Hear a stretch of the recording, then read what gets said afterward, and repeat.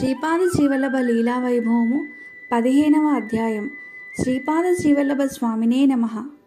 రజకుడు. శ్రీపాద శ్రీవల్లభులు కైలాస సభలో వారి ప్రణాళికను వివరించే సమయంలో కలియుగంలో పోను పోను ధర్మరక్షణ తాను చేస్తానన్నారు. జ్ఞానబోధయనే శిక్షణ ద్వారా అజ్ఞాన నిర్మూలనం చేస్తానని తెలిపినారు. కుల మత సమన్వయం కూడా చెప్పినారు. కులాల నిర్మూలనం చేస్తానని చెప్పలేదు. జ్ఞానప్రదానం చేయడానికి కుల మత భేదం లేదన్నారు. ఈ జన్మలో ఒక కులంలో పుట్టిన వ్యక్తి మరు జన్మలో అదే కులంలో పుట్టవచ్చు, పుట్టకపోవచ్చు. కావున కులం పేర కుమ్ములాటలు వద్దని ఆనాడే సమన్వయ పద్ధతి, సమభావములను ప్రతిపాదించారు. భగవంతుని దృష్టిలో సర్వులు సమానులే. ఆయనకు లేని భేదం మానవులలో ఉంటే భగవంతునికి వారసులం కాలేము సరికదా, దూరమైపోతామనే బోధలు శ్రీపాద శ్రీవల్లభుల నుండే ప్రారంభమైనట్లు తెలుస్తున్నవి. పూజ్య శ్రీ విఠల్ బాబా గారి సన్నిధికి చేరి నమస్కరించి కూర్చుని అత్యంత ఆసక్తితో, స్వామి, శ్రీపాద స్వామి వారి లీలా స్రవంతిని కొనసాగించి ఈ దర్బారు ప్రదేశం యొక్క విశేషములను మరికొన్ని వివరించి మమ్మల్ని కృతార్థులను చేయమని ప్రార్థించినాను. అప్పుడు శ్రీ బాబాజీ వారు, దిగంబరా దిగంబర శ్రీపాదవల్లభ దిగంబర అని కొంతసేపు మా చేత నామం చెప్పించి ఇలా ప్రార్థించారు. హే త్రిగుణాతీత లీలా మానుష రూపధారి, నీకు నీవై ఈ జగత్తును ఉద్ధరించ సంకల్పించి అవతరించిన దయానిధి పురుషోత్తమా, నీ లీలలను నీవే నా నోట పలికించు స్వామి అని ప్రార్థించి ఇట్లు చెప్పసాగిరి. ఇక్కడ దర్బారు ప్రదేశం ఏర్పడినది గోవింద భట్టు వాళ్ళ రాకతోనే. కానీ వారు రాకముందు సుమారు 20 రోజుల నుండి నదీ తీరంలో బట్టలు ఉతికి శుభ్రం చేసే రజకుడొక్కడు శ్రీ స్వామి వారిని ప్రతిరోజు గమనిస్తూ ఉండేవాడు. అతడు ఇక్కడికి కొద్ది దూరంలో ఉన్న చిట్యాల గ్రామ నివాసి. అతనికి శ్రీ స్వామి వారి గురించి ఏమీ తెలియకపోయినా వారి ముఖంలో ప్రస్ఫుటమగుచున్న తేజస్సు వలన ఆయన మహాత్ముడని అతనికి తోచినది. అందుకే శ్రీ స్వామి వారికి దూరం నుండే నమస్కరించుకొని వారిని పలకరించకుండానే తన పనిని తాను చేసుకుంటూ ఉండేవాడు. అతనిలోని భక్తి ప్రపత్తులు శ్రీ స్వామివారి దయవలన దినదినాభివృద్ధి చెందినాయి. వైకుంఠ ఏకాదశి పర్వదినమున గోకర్ణ క్షేత్ర వాసులు తదితర భక్తులు రావడము, శ్రీ స్వామి వారిని దర్శించుకొని వారంతా దివ్యానుభూతులు పొందడం, ఇదంతా వారు చెప్పుకుంటుంటే విని ఎంతో ఆశ్చర్యపోయినాడు. శ్రీ స్వామివారు ఇంత గొప్పవారు కాబట్టే వారి పట్ల తన మనస్సులో భక్తిభావం కలిగిందని సంతసించాడు. వారి కైనట్టి దర్శనాలు తనకు కూడా లభించితే ఎంత బాగుంటుంది అనుకున్నాడు. వారందరూ ఉన్నన్నాళ్ళు వారికి తన చేతనైన సేవను, సహాయమును అందించాడు. ఘనంగా జరుపబడిన దత్త జయంతి ఉత్సవాలలో అన్ని పనులు చేస్తూ శ్రీ స్వామి బోధలు వింటూ శ్రీ స్వామి వారికి దగ్గరైనాడు. ఆ వారం రోజులు తనలో శ్రీ స్వామి వారికి జీవితాంతం తన చేతనైన సేవ చేసుకుంటే తన జన్మ తరిస్తుందని అనుకున్నాడు. గోవింద భట్టు గారి రాకతో వారితో వచ్చిన యాత్రా బృందం వారికి కలిగిన అనుభూతులు అందరినీ సన్మార్గంలో నడిపినవి. రవిదాసులో భక్తి భావాన్ని మరింత దృఢపరిచింది. శ్రీపాద స్వామి వారు చెప్పిన సత్సంగ వచనాలు గాఢంగా మనసులో నాటుకున్నవి. గురుసేవా భాగ్యం అనేది అనేక యజ్ఞయాగాలు చేసినా లభించే పుణ్యం కన్నా మిన్న అని తెలిసినది. స్వామివారి దర్బారు ప్రాంగణం పరిశుభ్రం చేయుట, శ్రీ స్వామివారి వెంటనే ఉండి వారి బట్టలు ఉతికి ఆరవేయుట మొదలగు సేవలు తానుగా ఎంచుకొని చేయసాగాడు. ఇట్లా చేస్తుండగానే తనకు స్వామివారి మహత్తును కల్లారా చూపించడానికేమోనన్నట్లుగా బ్రాహ్మణ యువకుడు మరియు అతని తల్లి ఆత్మహత్యకు పూనుకొనుట, వారిని తన ద్వారా శ్రీ స్వామి దగ్గరకు రప్పించుకొనుట అను దివ్య లీల జరిగినది. శ్రీ స్వామి ఆ అమాయకునకు క్షణంలో సకల విద్యలు ప్రసాదించారంటే వారి దివ్య శక్తి ఏమిటో తనకు కొంత అర్థమైంది. వారికి చావు తప్పించారు శ్రీ స్వామి. జీవించడానికి కావలసిన మార్గమును చూపించారు. ఆ అంబికామాతకు వచ్చే జన్మకు కావలసిన పూజలు కూడా సూచించారు. గోవింద భట్టు గారి మిత్ర బృందం చెప్పినట్లుగా ఈ స్వామి బ్రహ్మ, విష్ణు, మహేశ్వర స్వరూపమేనన్న విశ్వాసం వారిలో ఇంకా బాగా దృఢపడింది. దిగంబరా దిగంబరా నామస్మరణం విడవకుండా చేస్తూ గురుసేవతో పాటు తన వృత్తిని నిర్వహించుకొనుచు రోజులు గడుపుతున్నాడు రవిదాసు. శ్రీ స్వామివారి దర్శనానికి వచ్చే భక్తులకు తగిన సూచనలు ఇచ్చి శ్రీ స్వామికి ధ్యానభంగం కాకుండా చూచేవాడు. జాగ్రత్తగా సేవించుకునేవాడు. శ్రీపాదుల దర్బారు. శ్రీ స్వామివారు ప్రతిరోజు దర్బారుకు వచ్చేవారు. అచ్చట చేరిన భక్తుల సమస్యలను, మొరలను ఆలకించేవారు. ఆ దర్బారు ప్రదేశమే నేటి శ్రీపాద శ్రీవల్లభాపురం. వారికి అనునయ వాక్యాలు పలికి సమస్యలకు పరిష్కార మార్గాలు తెలిపేవారు. వారి వారి దుష్కర్మ నిర్మూలనకు, కోరికలు తీరడానికి ఎక్కువగా అచ్చటికి వచ్చే భక్తులకు అన్నదానం చేయుటయే అన్ని కార్యములను సిద్ధింపచేయునని బోధించేవారు. కొన్ని సమస్యలకు యుక్తియుక్తముగా సమాధానపరిచేవారు. శ్రీ స్వామివారి దర్శనంతోనే కొన్ని ఆది వ్యాధులు నిర్మూలింపబడేవి. ఇవన్నీ రవిదాసు సమక్షంలోనే జరిగేవి. కావున రవిదాసు కొత్తగా వచ్చిన భక్తులకు పాత భక్తుల అనుభవాలను బాగుగా గుర్తుపెట్టుకొని చెప్పేవాడు. వారిలో విశ్వాసాన్ని, భక్తిని మరింత పాదుకొలిపేవాడు.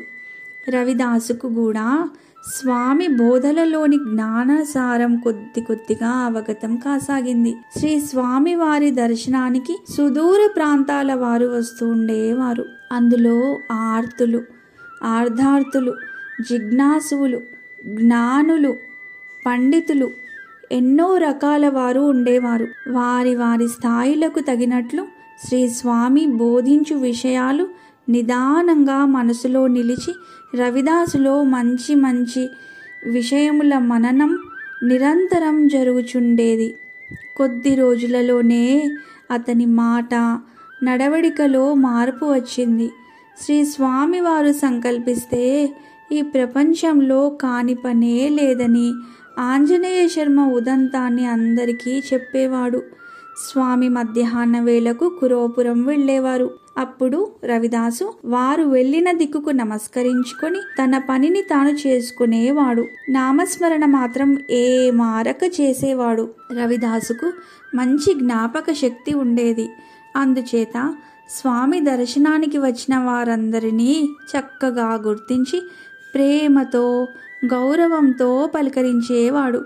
వారు కూడా అతనిని శ్రీ స్వామివారి సేవకునిగా గుర్తించి గౌరవించేవారు. క్రమంగా ఆధ్యాత్మిక విషయాల యందు మక్కువ ఏర్పడింది. ఆలోచనా శక్తి పెరిగింది. అందుకే అంటారు, భగవత్కృపతో పొందలేనిదేదీ లేదని. మూకం కరోతి వాచాలం ఫంగుం లంఘయతే గిరిం యత్కృపాత మహం వందే పరమానంద మాధవం. మూగవాడు వక్త అవుతాడు, కుంటివాడు కొండలెక్కుతాడు భగవంతుని కృప ఉంటే అన్నట్లుగా రవిదాసులో తెలివి పెరిగింది. రవిదాసుపై కృపావృష్టి. రవిదాసు చేయుచున్న సేవలను, అతని నిర్మల భక్తి ప్రపత్తులను శ్రీపాద స్వామివారు గమనించుచునే ఉన్నారు. రజకుని సేవకు మెచ్చుకుని శ్రీ స్వామి వారొకనాడు, ఒరేయ్ నీవు రాజువై రాజ్యమేలుతావురా అని దీవించారు. అందులకాతడు, స్వామి నాకటువంటి కోరికేమీ లేదు ప్రభు. తమ పాదసేవ కన్నా రాజ్యభోగములు ఆనందదాయకములు కావు కదా. అయినా మీ వాక్కులు వృధా పోవని నేను గ్రహించుకున్నాను. స్వామి తమరే ఈశ్వరులు, సత్య సంకల్పులు అంటూ సాష్టాంగ నమస్కారం చేశాడు. రవిదాసు వేడికోలు. ఒకనాడు యథావిధిగా శ్రీపాద స్వామివారు తమ నిత్యకృత్యములను నిర్వర్తించుకొని దర్బారు ప్రదేశమునకు చేరగానే శ్రీ స్వామివారికై ఎదురుచూచుచున్న రవిదాసు స్వామివారిని సమీపించినాడు. ఆ రోజు ఇంకా ఏ భక్తులు దర్బారుకు రాలేదు. అందువలన శ్రీ స్వామివారు ప్రశాంతంగా కూర్చుండగానే వాడు ఎప్పటి నుండో తన మనస్సులో వేధించుచున్న ప్రశ్నను శ్రీ స్వామివారి ముందు ఉంచాడు. ఓ దేవాదిదేవా, సద్గురుమూర్తి, అనేక రోజుల నుండి మీ వద్దకు వచ్చే భక్తులను చూచాక నాకు కలిగిన సందేహం ఇది. ఎందరో భక్తులు ఇది కావాలి, అది కావాలి, కష్టాలను దోషాలను తీర్చమని కోరుతారు. ఎవరూ సద్గతి కావాలని కోరరు. చూస్తుంటే ఇదంతా మాయలాగా ఉన్నది. ఓ సద్గురుమూర్తి, మీరు సాక్షాత్ పరమ గురువులు, సకల లోకాలకు ఆచార్యులు, సర్వ జగత్తు మీ ఆధీనంలో ఉండును. తండ్రి, మీరు దయతో ఈ జీవులందరికీ సద్గతి కలిగించలేరా? ఎందుకు ఈ మాయా వినోదం? తండ్రి ప్రేమస్వరూప, దయతో ఈ జీవులందరికీ ముక్తి కోరే బుద్ధిని ప్రసాదించాలని ప్రార్థిస్తున్నాను.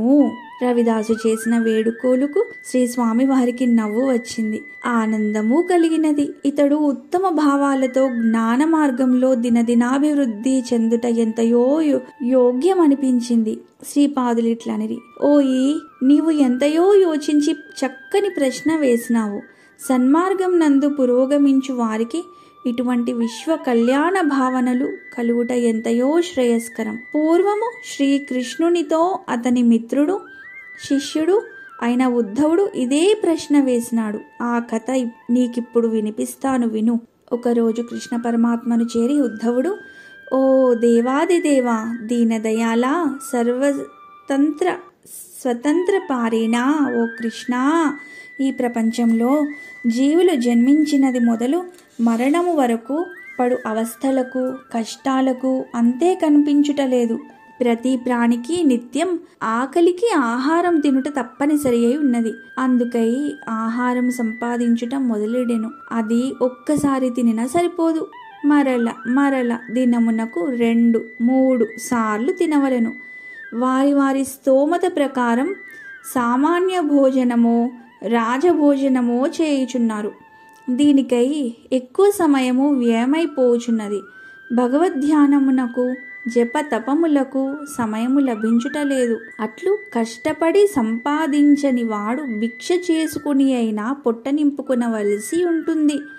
అట్లు చేయునప్పుడు అనేకుల చేత చీత్కారములు, నిందలు, అవమానములు భరించవలసి ఉండును. ఇది మానవుల స్థితి. కానీ ఇతర జీవులు ఎట్లో ఆహార సముపార్జన చేసుకొనిచున్నవి. వీటికి కూడా ఆహారం సరిగా దొరకకపోయినప్పుడు అవి ఇతర జంతువులను చంపి తినుట వంటి క్రూరమైన కర్మలు చేయుచున్నవి. ఈ జీవుల పరిస్థితిని చూచి నా మనసు అల్లకల్లోలమగుచున్నది.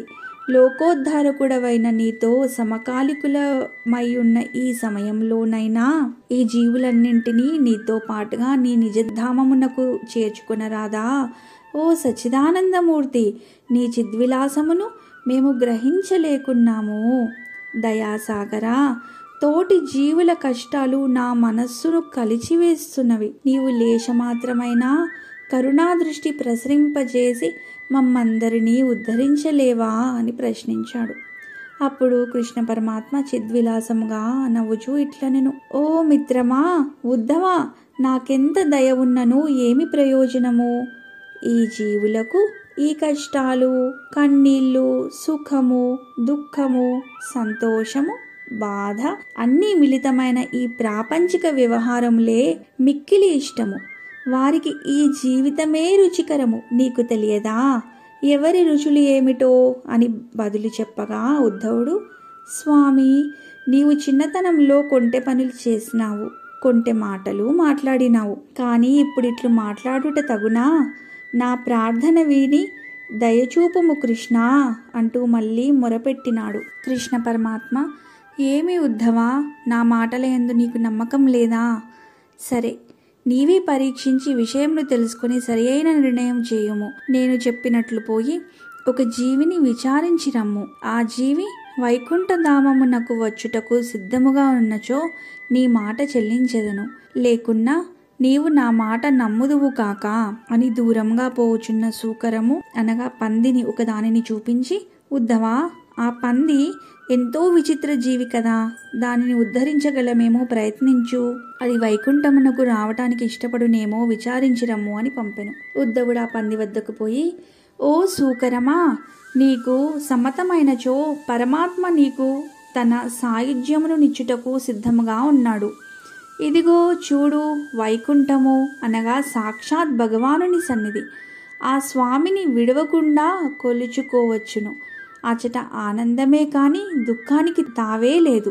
చెప్పు, నీకిష్టమేనా అని ప్రశ్నించాడు. సూకరము ఉద్ధవుణ్ణి అనుమానముగా చూచినది. దానికి లోపల పరమ కోపము, అసహ్యము కలిగినాయి. ఉద్ధవునితో ఇలా అన్నది: ఏమయ్యా, నా కష్టాలేమైనా నీతో చెప్పుకున్నానా? అసలు నాకు కష్టాలేమున్నాయి? నీవే నన్ను ఎక్కడికో తీసుకొని పోయి కష్టాలలో పడవేసేటందుకు ఇటువంటి మాటలు చెప్పి నన్ను మభ్యపెట్టే ప్రయత్నం చేస్తున్నావు. అయినా ఎక్కడికైతే నాకేమి గాని, నీవు ఏదో చోటు చెప్పావే, ఆ చోటు ఇప్పుడు నేను తింటున్న ఇంత రుచికరమైన మలము దొరుకుతుందా? ముందు నాకు దానికి సమాధానం చెప్పు అన్నది. ఆ మాటలు వినంగానే ఉద్ధవునికి మతిపోయింది. ఓ సూకరమా, అచ్చట ఈ పాపిష్టి ఆహారం ఎందుకు? అమృతపానం చేస్తే ఒక్కసారి ఆ పైన ఆకలి దప్పికలే ఉండవు అని చెప్పాడు. అప్పుడు ఆ సూకరం ఇలాగన్నది: పోవయ్యా, నీ పరమాత్మ వద్దు, ఆయన సన్నిధానము వద్దు, అమృతము వద్దు. నాకిష్టమైన ఆహారం ఈ మలమే. ఇంత రుచికరమైన పదార్థం దొరకని చోటునకు నేనెట్లు రాగలను? నా గురించి నీవేమీ శ్రమ పడవద్దు పో అన్నది. చేయునది లేక ఉద్ధవుడు కృష్ణుని వద్దకు వచ్చి, నీవు చెప్పినదే సత్యం స్వామి. ఈ జీవులకు నీ పరమధామము యొక్క రుచి ఏమాత్రం తెలియదు.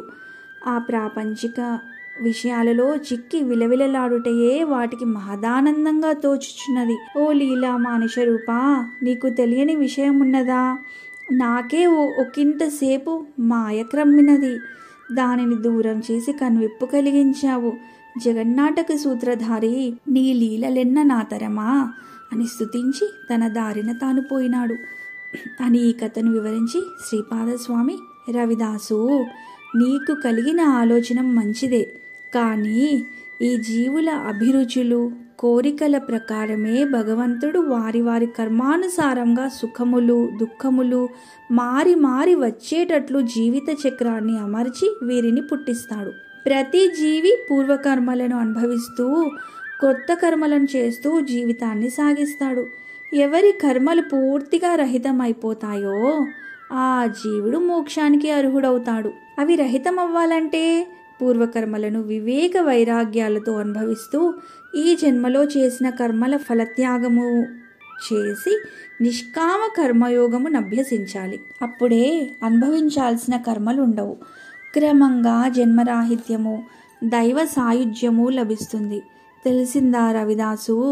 తోటి వారి హితము కోరుటయు, దయగలిగి ప్రవర్తించుటయు, సర్వులు ఆనందంగా శాంతిగా ఉండాలని కోరుటయు ఉత్తమ లక్షణము. నాయనా, నీవు ఎల్లప్పుడూ ఇటువంటి సద్భావముతో ఉండుము.